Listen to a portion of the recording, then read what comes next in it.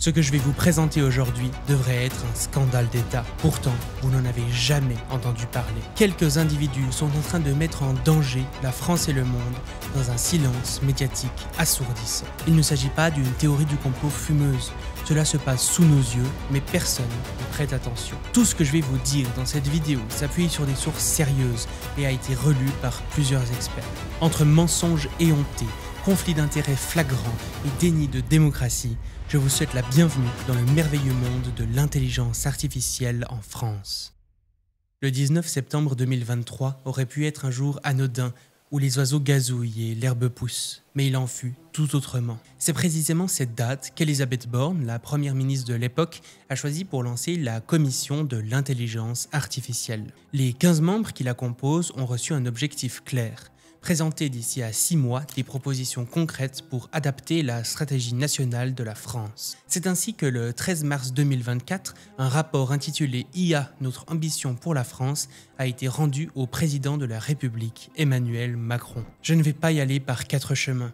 Ce rapport est catastrophique à tout point de vue et menace l'avenir de l'humanité. Par exemple, pour savoir si l'IA va tous nous mettre au chômage, la commission s'appuie sur une enquête de l'INSEE, comparant des entreprises ayant adopté l'IA à celles ne l'ayant pas fait entre 2016 et 2021. Le truc, c'est que durant cette période, les IA comme ChatGPT n'existaient même pas.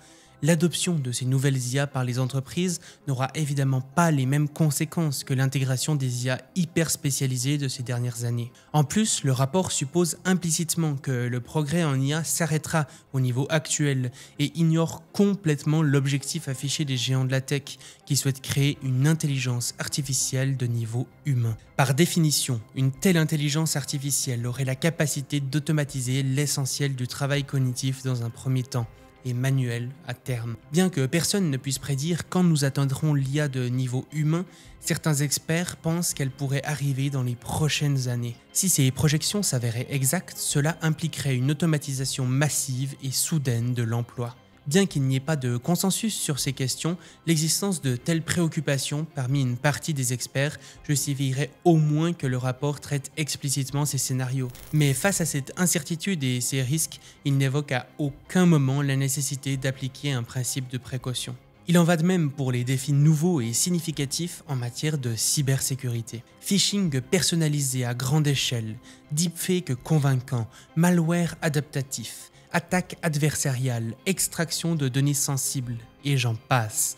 L'IA permet aux cybercriminels d'automatiser leurs opérations, notamment la reconnaissance, l'ingénierie sociale et le développement de logiciels malveillants, ce qui rend les attaques plus rapides et efficaces. Le NCSC prévoit avec une quasi-certitude une augmentation du volume et de l'impact des cyberattaques au cours des 2 prochaines années. Ces risques sont pris très au sérieux par les experts du domaine. 93% des professionnels en cybersécurité estiment qu'un événement cybercatastrophique de grande ampleur est probable dans les 2 prochaines années, et 97% estiment que leur organisation va subir un incident de sécurité causé par une IA. Alors que l'intelligence artificielle surpasse déjà 88% des pirates humains dans certaines compétitions, le rapport nous dit que rien n'indique qu'elle changera durablement le rapport de force entre les cybercriminels et ceux chargés de nous protéger. Encore pire, alors que le rapport se concentre principalement sur les IA dites génératives, il passe sous silence les dangers bien réels et immédiats des systèmes de recommandation. Ces algorithmes qui déterminent quels contenus sont présentés aux utilisateurs sur les plateformes sociales, les moteurs de recherche et les sites de streaming ont un impact profond sur nos sociétés. Ils sont régulièrement accusés de polarisation politique, de radicalisation, d'amplification des discours haineux, de désinformation, de manipulation de l'opinion publique, d'impact massif sur la santé mentale et de participation au déclin démocratique. Ces algorithmes sont déjà largement déployés et influencent quotidiennement plusieurs milliards d'utilisateurs. La section du rapport intitulée « L'IA peut-elle nuire à la qualité de l'information » effleure à peine la surface du problème. Elle aborde la question de la création de fausses informations sans parler un seul instant de leur propagation algorithmique. Les problèmes des systèmes de recommandation et de ceux des IA comme ChatGPT ne sont pas mutuellement exclusifs, mais au contraire, se renforcent mutuellement. Les IA génératives offrent la possibilité de créer du contenu encore plus personnalisé pour chaque utilisateur, ce qui amplifie le pouvoir d'influence des algorithmes de recommandation. Cette synergie entre les deux technologies pourrait exacerber tous les risques mentionnés précédemment. En ne traitant pas adéquatement ces enjeux, le rapport compromet la capacité de la France à élaborer une stratégie cohérente et complète face aux défis posés par l'IA dans toutes ses formes actuelles et futures. D'ailleurs, de plus en plus de spécialistes vont jusqu'à parler de risques existentiels, des risques qui pourraient mettre à mal l'avenir de l'humanité dans son ensemble. En mai 2023, le Center for AI Safety a publié une déclaration signée par plus de 350 experts de premier plan, affirmant que l'atténuation du risque d'extinction par l'IA devrait être une priorité mondiale, au même titre que d'autres risques à l'échelle sociétale, tels que les pandémies et les guerres nucléaires. Cette déclaration a suivi une lettre ouverte, Post-Giant AI Experiments, qui a recueilli plus de 33 000 signatures, entre autres d'experts en intelligence artificielle venant du milieu académique comme industriel. La section « Faut-il avoir peur de l'IA » du rapport tourne en ridicule ces craintes sans aucune justification ou argument. C'est vrai qu'il existe des scientifiques qui considèrent ces inquiétudes comme exagérées, mais face à une telle controverse impliquant des risques d'extinction humaine, la moindre des choses est d'étudier explicitement et rigoureusement les deux propositions. C'est inacceptable qu'un rapport censé guider la politique nationale en matière d'IA esquive délibérément les avertissements alarmants d'une grande partie des experts du domaine. En écartant ces voix sans aucune justification valable, il prive les décideurs et le public d'informations essentielles pour comprendre l'ampleur réelle des défis posés par l'IA. L'illustration la plus concrète de ça est l'absence d'une quelconque mention de la sécurité de l'IA. On parle là d'un champ de recherche établi il y a plus de 15 ans, qui essaye de comprendre comment fonctionnent les IA, comment les contrôler, quels en sont leurs risques et comment les atténuer. C'est une discipline enseignée dans les universités les plus plébiscitées, telles que Stanford, le MIT ou Berkeley, ainsi que dans les écoles parmi les plus prestigieuses de France, telles que l'École normale supérieure et l'École polytechnique. Même les plus grands laboratoires d'IA comme OpenAI, Google DeepMind et Anthropic ont constitué des équipes dédiées à la sécurité de l'IA. Les conclusions des chercheurs du domaine sont frappantes. Les risques sont si nombreux et massifs qu'ils ne sont pas énumérables. Le rapport balaye tout ça d'un revers de main. Le fait de ne même pas mentionner l'existence de ce champ de recherche constitue une lacune stratégique majeure. À cause de ça, la stratégie nationale en matière d'IA pourrait ne pas prendre en compte certains des risques les plus sérieux identifiés par la communauté scientifique spécialisée sur le sujet. Alors que l'intelligence artificielle évolue à une vitesse sans précédent, le rapport évalue systématiquement les risques en se basant uniquement sur les capacités passées des IA, supposant implicitement un arrêt soudain de l'innovation technologique. La commission affirme que l'IA connaîtra de nouvelles avancées rapides et de grande ampleur, mais son analyse se limite principalement aux impacts des technologies actuelles. Nous sommes actuellement dans un changement de paradigme vers des systèmes d'IA de plus en plus autonomes, capables d'exécuter de longues séries d'actions avec très peu de supervision humaine, et qui posent des risques de plusieurs ordres de grandeur supérieurs à ceux d'IA comme ChatGPT. Ce changement de paradigme était prévisible depuis plus d'1 an, donc bien avant la constitution de la commission. Selon plusieurs sondages récents, les Français expriment des inquiétudes significatives concernant l'intelligence artificielle. 72% sont préoccupés ou ambivalents vis-à-vis de l'IA, le taux le plus élevé parmi 21 pays sondés. 78% s'inquiètent de la sécurité des données, de la vie privée et des droits d'auteur. 91% se sentent mal informés des risques et implications de l'IA. 68% sont favorables à l'établissement de règles contraignantes au niveau étatique. Le rapport de la Commission reconnaît l'existence d'une perception négative de l'IA par les Français, mais au lieu d'explorer en profondeur les raisons de ces inquiétudes et envisager une possible divergence fondamentale entre les aspirations du peuple et la direction actuelle du développement de l'IA, la Commission privilégie une approche autoritaire visant à modifier cette perception. Les propositions concrètes sont davantage orientées vers la familiarisation et l'acceptation de l'IA que vers une consultation citoyenne sur les orientations à prendre. Elles privilégient une vision de la communication où l'objectif principal est de former et de convaincre le public, plutôt que de l'impliquer véritablement dans les décisions concernant le développement et le déploiement de l'IA. Cette approche soulève des questions sur la légitimité démocratique des prescriptions recommandées par le rapport. Par respect des opinions citoyennes, il faudrait une gouvernance plus inclusive de l'IA, qui prenne en compte les préoccupations pour assurer une gestion démocratique et éclairée de cette technologie. Du fait de l'essor spectaculaire de l'IA ces derniers temps, plusieurs pays et groupes de réflexion ont mandaté des experts pour dresser un état des lieux de l'intelligence artificielle et anticiper ses trajectoires de développement potentiel. Des exemples de rapports plus complets et rigoureux existent et leurs conclusions diffèrent significativement de celles du rapport de la Commission. Les biais et le manque de rigueur dans la production du rapport sont flagrants et préoccupants. Au lieu de répondre sur le fond, ils emploient une rhétorique de la dérision, permettant de ridiculiser les tenants d'une posture prudente et systémique. En plus, l'approche de la Commission contraste fortement avec les résolutions co-signées par la France au Royaume-Uni fin 2023, ce qui ne peut qu'affecter sa crédibilité internationale sur les questions d'IA. Bon, mais alors, comment expliquer la nullité de ce rapport ? Eh bien, au moins en partie par la composition de la Commission, qui est marquée par des conflits d'intérêts majeurs et un manque de diversité d'opinions et d'expertise. La Commission ne compte aucun expert en sécurité de l'IA et est dominée par des représentants de l'industrie favorables à un développement accéléré et peu régulé de cette technologie. Si on demande aux entreprises qui ont intérêt à ce qu'il n'y ait aucune régulation de dire ce que la France devrait faire, elles ne vont pas dire qu'il faut ralentir et prendre en compte les risques. Imaginez une commission sur l'énergie, dont les 2/3 des membres seraient des représentants de l'industrie pétrolière. À quelle conclusion pourrait-elle aboutir ? Le meilleur exemple de ce problème est la présence de Yann LeCun, lauréat du prestigieux prix Turing, l'équivalent du prix Nobel en informatique, membre de l'Académie des sciences françaises et chevalier de la Légion d'honneur. Vous l'avez compris, Yann LeCun est une figure emblématique dans le domaine de l'intelligence artificielle, dont l'influence s'étend bien au-delà du monde académique. Avec plus de 800 000 abonnés sur Twitter et 782 000 sur LinkedIn, il est l'une des voix prédominantes dans le débat public sur l'IA. Sa présence médiatique est considérable, avec des centaines d'apparitions et mentions dans les médias en 2023. Son rayonnement atteint les sphères politiques et économiques les plus élevées. Il a fait plusieurs rencontres avec le président Emmanuel Macron et a participé au Forum économique mondial de Davos. Sa stature exceptionnelle dans les milieux scientifiques, médiatiques et politiques suggère que ses opinions ont probablement eu un poids significatif au sein de la Commission. Le problème, c'est que malgré son expertise incontestable, la présence de Yann LeCun au sein de la Commission soulève des questions importantes quant au conflit d'intérêts potentiel.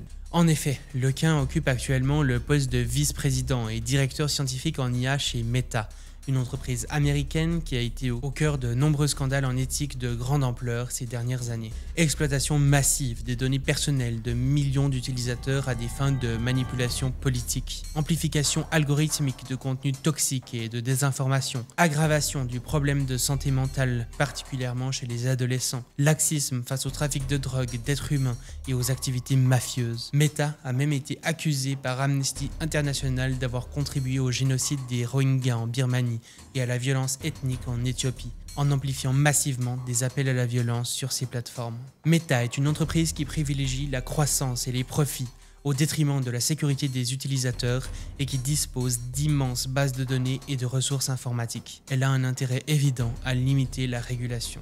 Yann LeCun a occupé un poste de direction stratégique durant ces scandales et a systématiquement défendu l'entreprise, ce qui soulève de sérieuses questions sur sa capacité à évaluer objectivement les risques éthiques. Il décrit lui-même son rôle comme étant en partie focalisé sur l'évangélisation externe. Meta fait partie des plus grandes entreprises développant des modèles d'IA à usage général, précisément le type de modèle dont le développement rapide est considéré comme risqué par de nombreux experts. En plus, LeCun est connu pour ses opinions controversées sur les risques liés à l'IA. Il n'hésite pas à qualifier de secte apocalyptique ceux qui ne partagent pas sa vision optimiste de l'IA, y compris ses co-lauréats du prix Turing, Yoshua Bengio et Geoffrey Hinton. Un autre membre de la commission particulièrement problématique est Arthur Mensch, cofondateur et PDG de Mistral AI, une entreprise qui a joué un rôle crucial dans le lobbying contre la loi européenne sur l'IA. L'entreprise a obtenu rapidement un accès privilégié au plus haut niveau de décision, ce qui a eu pour effet de faire soudainement changer la position de la France au sujet de la loi européenne sur l'IA. Mensch a un intérêt direct à minimiser la régulation de l'IA pour favoriser le développement rapide de sa start-up, et il ne s'est pas privé d'essayer de le faire par le passé. En plus, Mistral AI a récemment signé un accord avec Microsoft, ce qui soulève encore plus plus de questions sur l'indépendance de la start-up. Mensch a également co-signé avec Lequin une lettre adressée au Sénat américain et à la Chambre des Lords britanniques qui affirme que nous avons résolu le problème des IA boîtes noires, dont on ne comprend pas le fonctionnement. Cette affirmation est en contradiction directe avec le consensus scientifique actuel. Les réseaux de neurones profonds comportent souvent des milliards de paramètres en interaction complexes et ne sont pas interprétables par les experts. De nombreux chercheurs en interprétabilité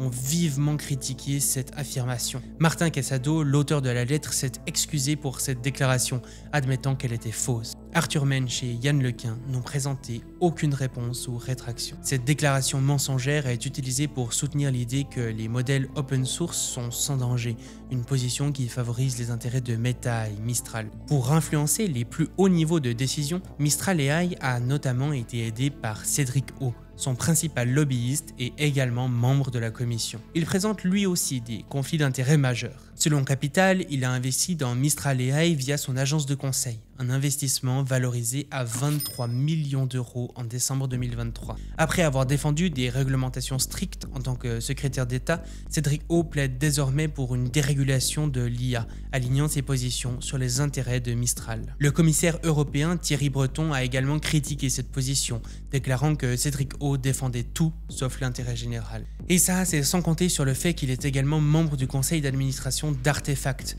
une société de conseil dédiée à l'accélération de l'adoption de l'IA. La gravité de ces conflits d'intérêts est soulignée par la décision de la Haute Autorité pour la transparence de la vie publique, qui a interdit à O, pour une durée de 3 ans, de faire du lobbying auprès du gouvernement ou de détenir des actions dans des entreprises technologiques. Bon, je tiens quand même à préciser que je me suis concentré délibérément sur les aspects les plus problématiques du rapport de la commission, mais je ne nie pas l'existence d'éléments pertinents, et tous les membres ne sont pas évidemment aussi problématiques que ceux que j'ai cités. Par contre, la prédominance du secteur privé, l'absence d'experts en sécurité de l'IA, les conflits d'intérêts significatifs et les actions et déclarations controversées de certains membres remettent en question la capacité de cet organe à produire des recommandations véritablement équilibrées et objectives. Alors, que faire face à cette situation? Pour écrire cette vidéo, je me suis largement appuyé sur une contre-expertise du rapport produit par Posia, une toute nouvelle association qui a pour objectif d'informer le grand public sur les risques de l'intelligence artificielle. Cette contre-expertise a été réalisée entièrement par un groupe de citoyens bénévoles sous la direction de Maxime Fourne,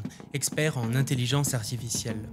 L'effort collectif a représenté environ 300 heures de travail réparties sur plusieurs mois. Pour remédier à cette situation et assurer une approche plus équilibrée et rigoureuse, l'association fait 4 propositions. 1. Remanier la commission de l'IA en éliminant les conflits d'intérêts et en intégrant une véritable diversité d'expertise. 2. Solliciter l'avis de spécialistes reconnus en sécurité de l'IA pour évaluer rigoureusement les risques liés au développement de systèmes d'IA avancés. 3. Rédiger une annexe traitant spécifiquement des risques majeurs négligés dans le rapport initial. 4. Lancer une convention citoyenne pour inaugurer la nécessaire délibération démocratique sur les bénéfices potentiels et les risques de l'IA. Selon Posia, la mise en œuvre de ces recommandations devrait permettre d'établir une stratégie nationale en matière d'IA qui soit à la fois ambitieuse et responsable, tenant compte des opportunités mais aussi des risques potentiels de cette technologie.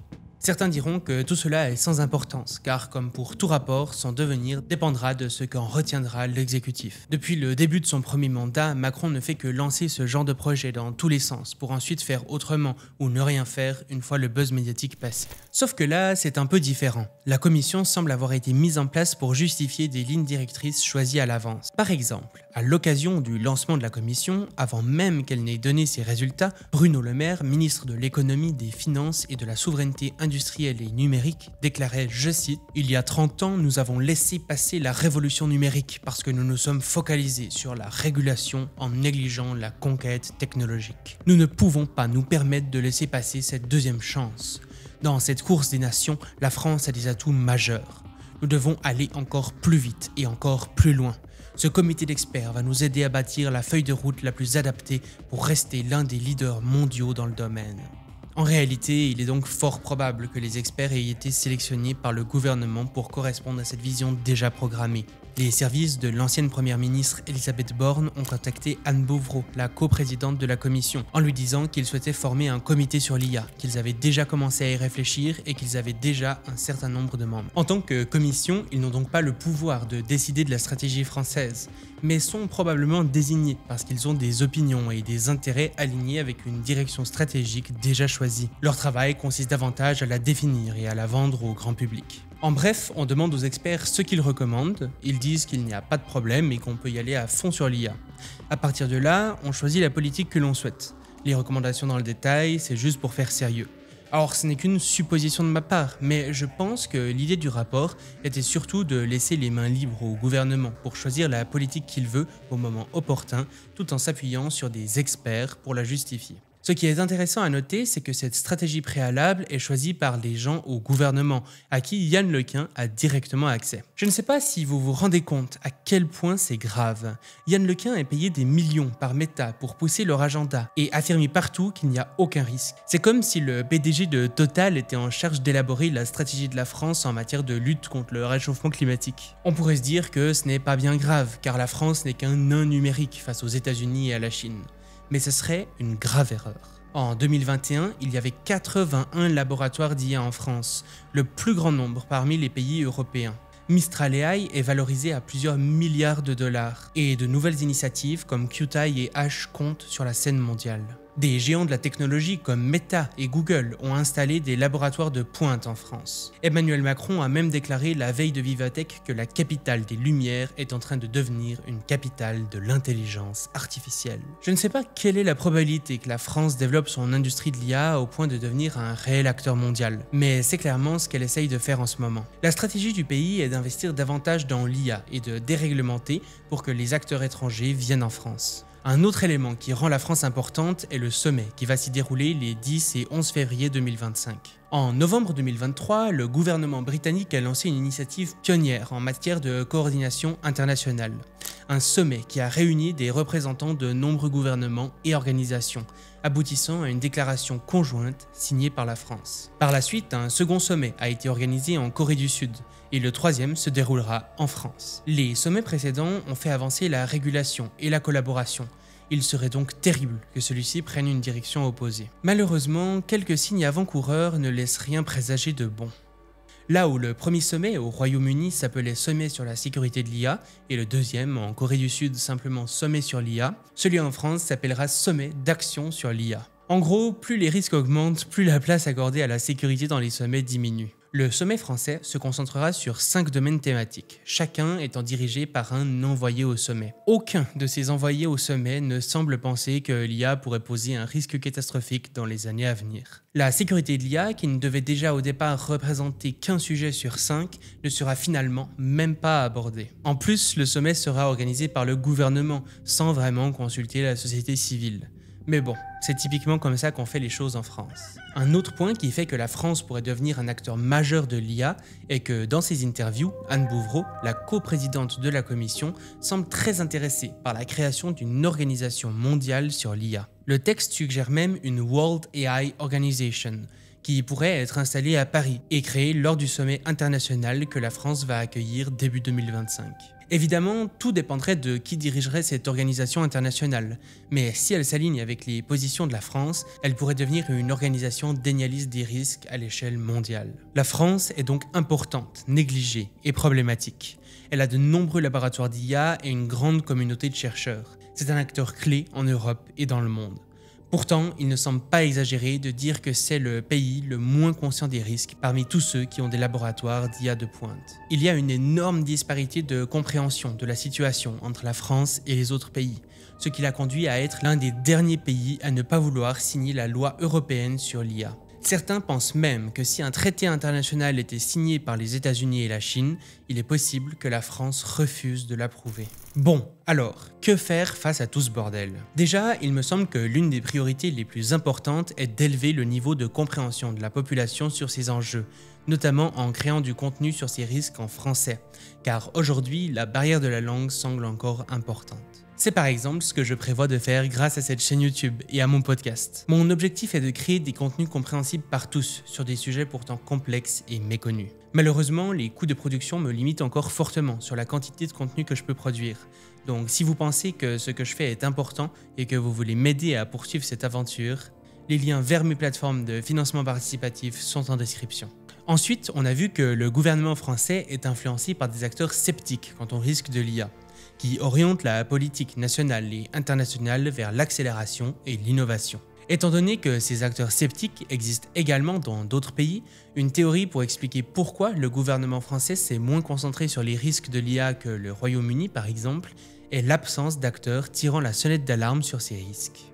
Le gouvernement français n'est probablement pas insensible aux arguments en faveur de la sécurité de l'IA, mais presque personne n'a essayé de l'informer de ce qu'il se passe. Mis à part le Centre pour la sécurité de l'IA. Le Centre pour la sécurité de l'IA est une association qui fait de la formation, de la sensibilisation et de la recherche. Ils ont notamment produit eux aussi une excellente analyse du rapport de la commission et font tout leur possible pour travailler main dans la main avec les institutions gouvernementales françaises. Les décisions prises aujourd'hui en matière de développement et de régulation de l'IA auront des impacts concrets sur l'économie, la sécurité, la vie sociale et politique, l'influence internationale de la France ainsi que sur son industrie, sa recherche scientifique, l'emploi et la vie privée de ses citoyens. Nous ne pouvons donc pas laisser ces décisions se prendre sans consultation démocratique et avec une surreprésentation des poids lourds de l'industrie. L'enjeu dépasse largement le cadre national. Il s'agit de l'avenir de toute notre société et potentiellement de l'humanité elle-même. Au lieu de courir bêtement après les États-Unis et la Chine, alors que les rattraper est mission impossible, la France pourrait courir côte à côte avec eux en orientant ses efforts de recherche vers des IA spécialisées et à fort impact positif. Notamment celles qui permettent la création de nouveaux médicaments et matériaux, la prévision météorologique et le diagnostic médical, les voitures autonomes ou encore le contrôle de la fusion nucléaire. Alors que l'attention se porte actuellement sur les IA à usage général, la France a une opportunité de se positionner comme un leader mondial dans le développement de systèmes spécialisés, peu risqués et attirant des talents et des investissements internationaux. L'accueil par la France du sommet pour l'action sur l'IA début 2025 offre l'occasion de prendre un leadership éclairé sur les enjeux de sécurité de l'IA. Il est impératif que la France prenne la mesure réelle des défis et des dangers que posent ces technologies et agissent en conséquence. Le 10 septembre 2019 marquait à la fois mon 15e anniversaire et la publication de ma première vidéo. Nous sommes à présent 5 ans plus tard et je suis heureux de vous annoncer que ce jour marque à la fois mon 20e anniversaire et mon retour sur YouTube après près de 2 ans de pause. Je suis plus motivé que jamais à vous proposer des contenus de qualité pour que vous puissiez comprendre comment l'intelligence artificielle bouleverse nos sociétés. Depuis le début, je n'ai cessé de chercher à vous informer pour que vous puissiez participer à créer le monde de demain plutôt que de le subir. Aujourd'hui, une opportunité immense vous attend à ce sujet. Vous pouvez dès maintenant rejoindre l'association Posia pour agir à votre échelle afin d'éviter le pire. Vous trouverez le lien pour le faire en première ligne de description. Comme le disait Margaret Mead, ne doutez jamais qu'un petit groupe d'individus réfléchis et engagés puisse faire changer le monde. En fait, c'est la seule chose qui ne l'ait jamais fait. Ensemble, nous pouvons participer à créer un avenir désirable pour toutes les prochaines générations et je suis convaincu que nous y arriverons.